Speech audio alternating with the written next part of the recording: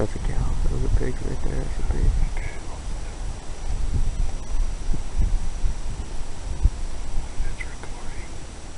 First night at the river bottom. Spot some pigs right away.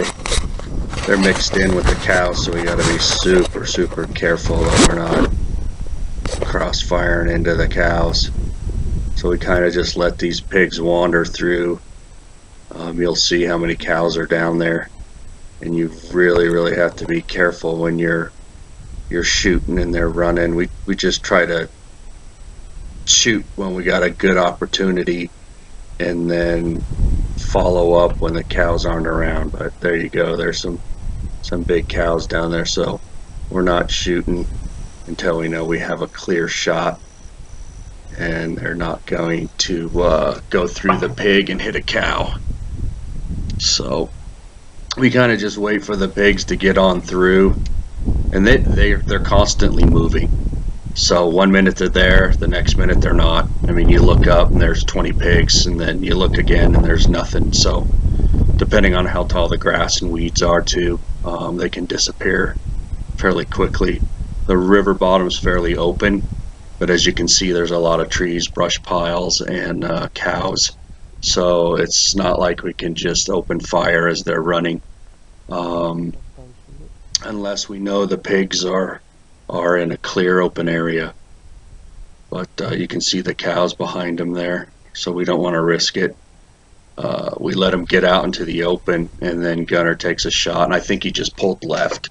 He put it right on the head and then pulled left, so I think he missed it. Clean miss. They ran off. We regrouped and then came back the next night and sat. And of course, when you shoot like this, the pigs are pretty weary.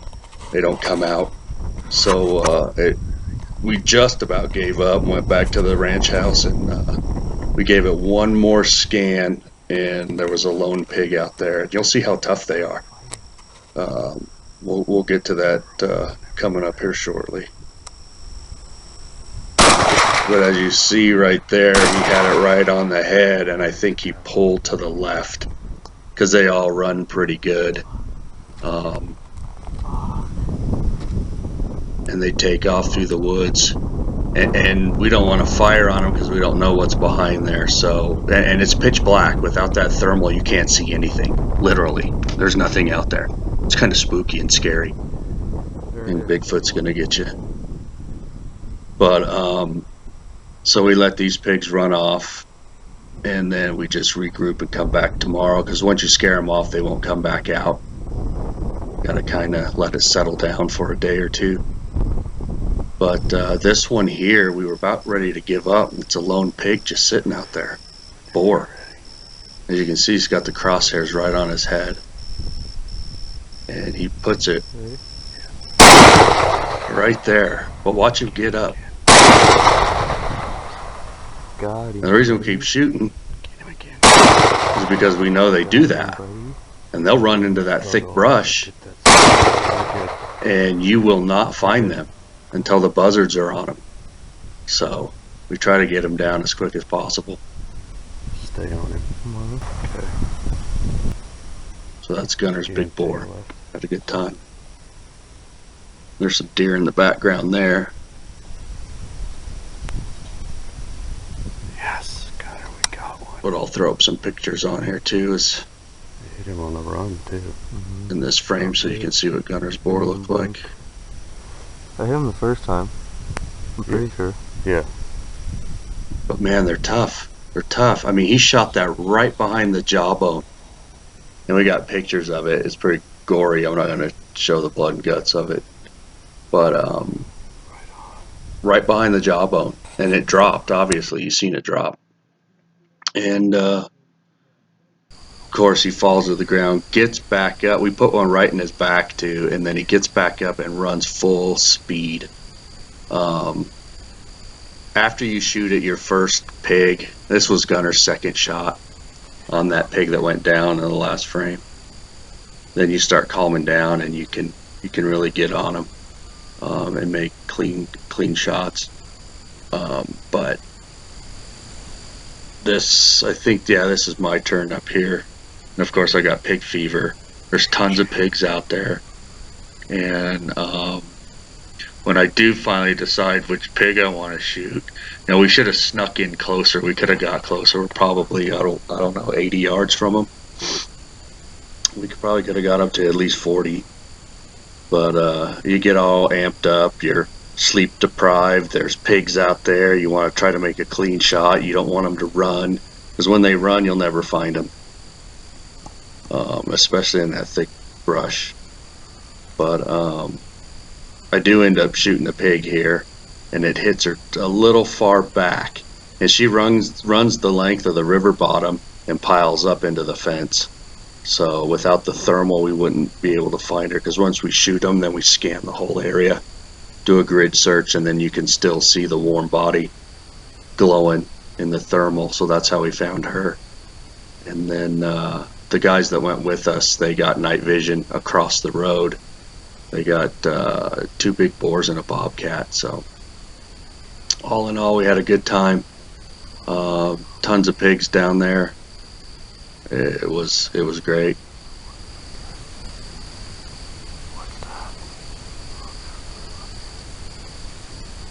But we'll let you watch the rest of the video here, and then hope you enjoy it. And if you like it, click subscribe. Thanks.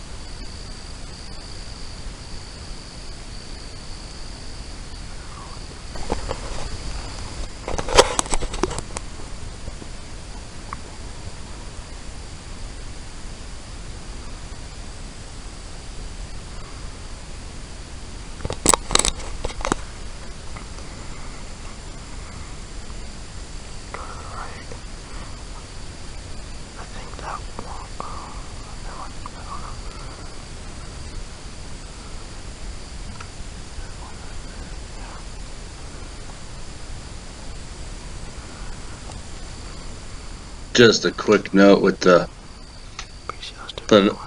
thermal that we use. In order to record it, you have to have a mini DVR, backup batteries, it's cable, so you got all this crap hanging off your gun. It's kind of a pain to bring you these kind of videos, but it's kind of cool to see active pigs at night.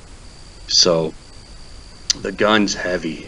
It's a Armalite AR-10 with a competition barrel, so the gun's heavy enough. Then the scope adds more weight to it, but it also helps in recoil. But if you're not careful, you'll unplug your wires and you won't get good video, and it happened to us a couple times. So in order to get these videos, we have to go through a lot of logistical, technical crap to get it on there. The thermal batteries don't last very long. It eats them up pretty quick, so I have to carry a battery pack and spare batteries. So we got to constantly watch that, and then worry about pigs and getting all amped up and all that good stuff. So, but you'll notice when I shoot my pig, you'll see the and it's kind of gross, but you'll see the meat fly out of her exit hole and up into the air. If you watch it really carefully, you'll see it hit, and then the thermal picks up everything that's hot. So on the exit, it shows all the splatter on the exit, and you can see like chunks of meat flying off. But just something to know when you go back and look at your videos. If you hit one or not, you can always see the exit splatter. Usually, because it's pretty good meat. It's 308, so we're using 7.62 by 5.1 NATO rounds, They're full metal jacket, so they're just whipping through there. I probably should be using soft points. They'd probably drop them a lot faster, but I think right up in this shot here, we should get a kill shot.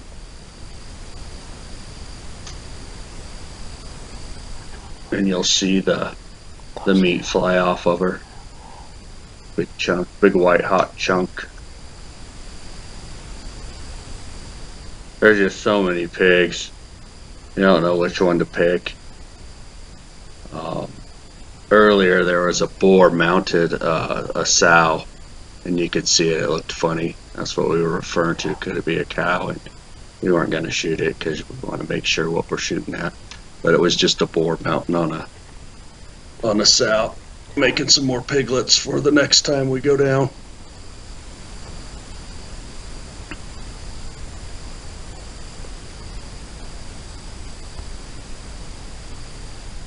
And I still got to get this thermal down. I don't know all the tricks and